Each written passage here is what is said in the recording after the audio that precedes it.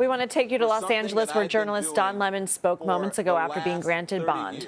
And that is covering the news. The First Amendment of the Constitution protects that work for me and for countless of other journalists who do what I do.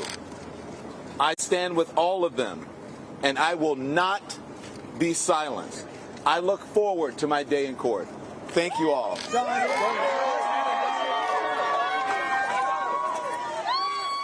CBS News legal contributor Jessica Levinson joins me now. Jessica, never a dull day. Let's talk about the protections here of the First Amendment, because we've got freedom of the press and we've got freedom of religion. So how should we think about this case? This is a great question. So the first thing to remember is that the First Amendment, whether or not it be the freedom of press, freedom of speech, freedom of religion, protects us against the government. So on the one hand, we have Don Lemon, who I think is going to make a First Amendment argument here that this case, in fact, infringes on his right, not just as a member of the press, but as somebody who's protected under the freedom of speech. The idea that the government shouldn't target you because they don't like who you are, what you're saying, what your viewpoint is. On the other hand, when it comes to the freedom of religion, we have a statute that's based on the idea that people shouldn't interfere with other people's worshipers' constitutional rights to worship as they see fit. And in fact, the statute talks about preventing people's access into a place of worship. So what we have here are allegations that there are people, including Don Lemon, who are engaging in a conspiracy. The complaint details all of these overt acts that allegedly Don Lemon and others took to prevent people from being able to go into a house of worship. And then we have Don Lemon, as you said, on the other hand, saying, but my First Amendment rights will be trampled on if the government goes ahead with this prosecution.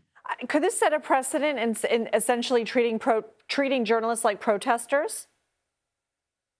So a couple of things. I think it could set a precedent in terms of whether or not journalists think twice before they cover events. It could set a chilling precedent for everyone who is protected by the First Amendment in gaining access to information, gathering information, disseminating information.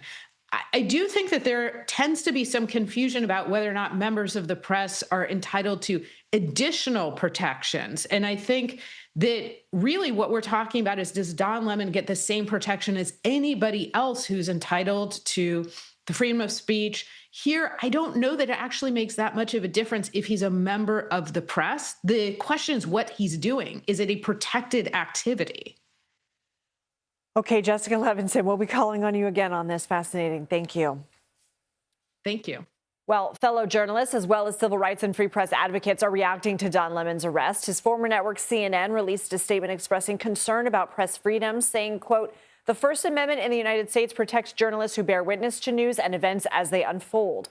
The state goes on to say, quote, "The DOJ's attempts to violate those rights is unacceptable." The NAACP also released a statement in support of Lemon and others arrested in connection with the church protests, calling this a, quote, "blatant assault on the First Amendment."